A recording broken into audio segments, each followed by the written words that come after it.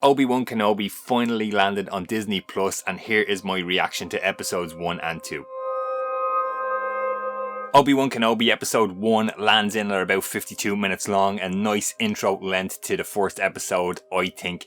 We get the film clips bringing us up to speed on what has happened in episodes 1, 2 and 3, which has led into this series. We get some clips of the attack on the Jedi school, and then we jump 10 years ahead in time. First off the bat, I have to say, guys, this thing looks fantastic. It looks absolutely stunning. Whatever they've done, they have done it well with Obi Wan Kenobi here. We get our first look at the Inquisitors, and they look badass, guys. I have to say it. They look awesome. They mean business when they come down to the planet, and we get to see them chase that Jedi. We also get to see Obi-Wan lying low, working a regular job. Looks like some kind of meat factory or something. He has a knife and he's cutting some stuff and he's bringing some meat home for his camel type creature.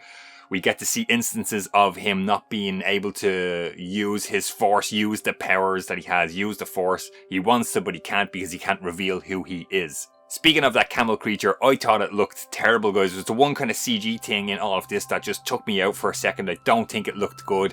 Every time I saw it in episode 1, I thought this thing looked bad. Some more scenes with Obi-Wan, guys. He's having dreams and nightmares about Anakin. You're really getting that tortured soul vibes off of Obi-Wan in this one. We get to see him watching over Luke, and we get to see some kind of interactive scenes with the Uncle Owen. We get to see the Inquisitor Reva, or the third sister. She is a badass, guys, and she does mean business in this series. We switch to a different vibe now with Leia as a kid, Princess Leia. We get some fun, playful vibes off of her, which is really, really funny to see. We get to see this kidnap plot twist kind of unfold here. Unfortunately for me, we have Flea from the Red Hot Chili Peppers in here as the kind of gang leader. I don't like him in this at all, guys. Fortunately, he's not going to be in this series too long, but I just thought this was an opportunity for another actor or actress to play a kind of a big role here in a Star Wars series, and they've given it to the guy from the Red Hot Chili Peppers. Didn't like that at all. So as I mentioned, Princess Leia, little Princess Leia as a kid, is kidnapped here. So we get the Organa family coming to Obi-Wan asking for help. They need him to rescue Princess Leia from this kidnapping situation.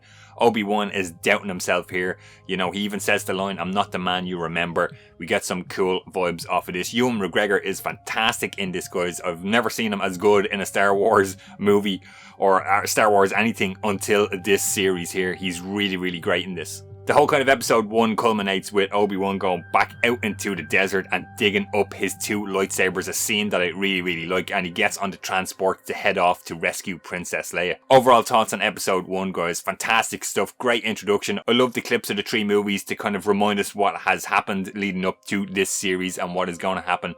I love it. All good stuff, guys, in my opinion, except for those 1 or 2 little things that kind of put me off, but what a fantastic open to Obi-Wan here.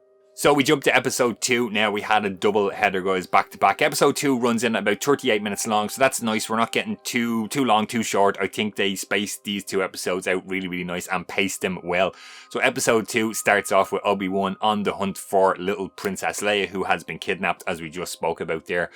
Interesting scene in the first couple of minutes is Obi-Wan kind of giving some coins, giving some money to a kind of homeless looking stormtrooper, and how times have changed. That's really interesting seeing there. We get to see this rip-off fake Jedi in action, which is kind of funny. I don't recall that actor's name, but he is quite funny, guys. I do like him. We get to see this fantastic Obi-Wan fight sequence in the corridor, and then a really cool scene with the Flea-led kind of gang that has kidnapped Princess Leia, but now has also captured Obi-Wan. There's some great scenes there. Fight scenes, fight sequences, love the choreography, really, really good stuff. So Obi-Wan finally rescues little Princess Leia, and there's some really, really funny scenes here with the 2 of them. The actress, she is so funny.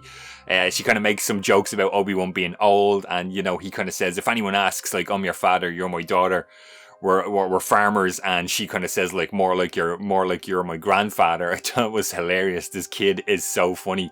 Really, really love those scenes. The bounty hunters are alerted in the city by the Inquisitor Reva, and she's kind of going rogue, guys, from the Inquisitors. She wants to get Obi-Wan. That is the whole goal of her career. And the city chase ensues. Lots of cool action. Blasters going off. All sorts of cool stuff. The action we want to see. Rooftop chases. All good stuff.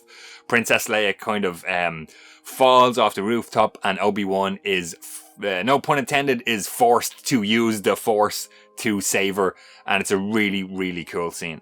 Thankfully, guys, we get Flea, the leader of this gang, dies by this kind of spinning lightsaber by the Grand Inquisitor. It's a really, really cool scene. I'm glad Flea is gone. I'm not a big fan of him as an actor, and yeah, as I mentioned, could have been a role for somebody else. There is a fantastic climax to this episode, guys. Episode 2 left us hanging for more. I cannot wait. The Inquisitor Reva is hunting down Obi-Wan. She has him trapped behind some kind of containers and stuff. There is a fantastic line where she says, "Darth Vader will be pleased." And we get this kind of look from Obi-Wan.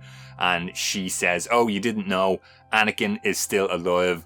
And Obi-Wan can't believe it. It's a great scene. The Grand Inquisitor comes along and has an argument with the Inquisitor Reva / third sister.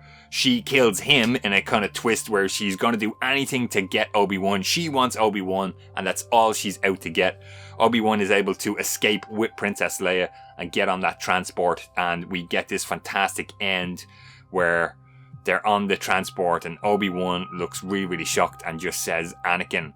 And we cut to a fantastic scene to end this episode, guys. I'm so excited.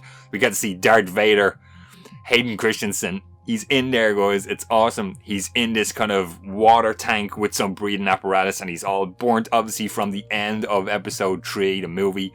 And the sound of the breathing, the Darth Vader breathing, and it's absolutely fantastic. I loved it, guys. Massive thumbs up from me for Obi Wan Kenobi episode 1 and 2. Brilliant, brilliant stuff. Get involved in the comments, guys. I want you to chime in. What did you think of episode 1 and 2? Let me know down below what you liked, what you didn't like. And I would love to hear from you guys. And that's going to do it for this video, guys. If you like it, please give it a thumbs up. Really helps the channel. Don't forget to subscribe. Hit that little bell to get notified every time I post a new video. Thanks is enabled down below if you want to make a donation. Patreon, YouTube memberships, links in the description, guys. That's going to do it until the next one. Stay safe, and I'll see you guys on the next one.